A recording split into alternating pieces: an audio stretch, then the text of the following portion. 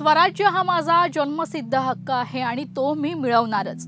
मी शेंगा खाल्ल्या नाहीत, मी टरफले उचलणार नाही। स्वतंत्र सेनानी लोकमान्य टिळकांची ही वाक्य लहानपणापासूनच आपण ऐकत आलोय। भारताच्या स्वतंत्र लढ्यात लोकमान्य टिळक यांचा मोलाचा वाटा आहे।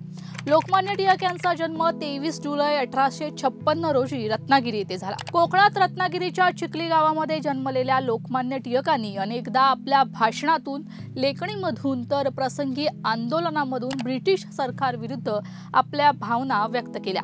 भारत मातेच्या सुपुत्रांपैकी एक असलेल्या बाळ गंगाधर टिळक यांना आज त्यांच्या 168व्या जयंतीनिमित्त विनम्र अभिवादन। बाळ गंगाधर टिळक यांना लोकमान्य या उपाधीने देखील ओळखलं जातं। ब्रिटिश राजवटीच्या काळातील स्वातंत्र्य लढ्यात त्यावेळी जहाल आणि मवाळ असे दोन गट पडले होते। त्यापैकी टिळक हे जहालमतवादी होते। लोकांमध्ये सामाजिक ऐक्य निर्माण करण्यासाठी त्या काळात लोकमान्य टिळकांनी गणेशोत्सव आणि शिवजयंती उत्सव साजरे करण्यासाठी लोकांना प्रेरित केलं।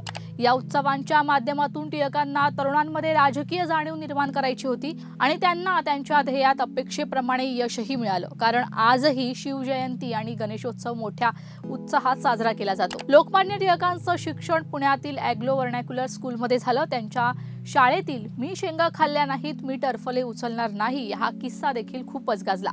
शिवाय लखनौ येथे 29 डिसेंबर 1916 रोजी झालेल्या काँग्रेसच्या अधिवेशनात अध्यक्षस्थानावरून संबोधित करताना लोकमान्य टिळक यांनी स्वराज्य हा माझा जन्मसिद्ध अधिकार आहे आणि तो मी मिळवणारच अशी घोषणा देखील केली होती।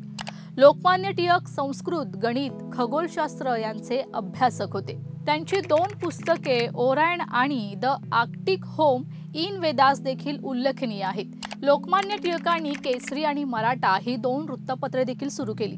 इंग्रज सरकारशी लढताना लोकमान्य टिळकांना 6 वर्षांची शिक्षा ठोठावण्यात आली होती।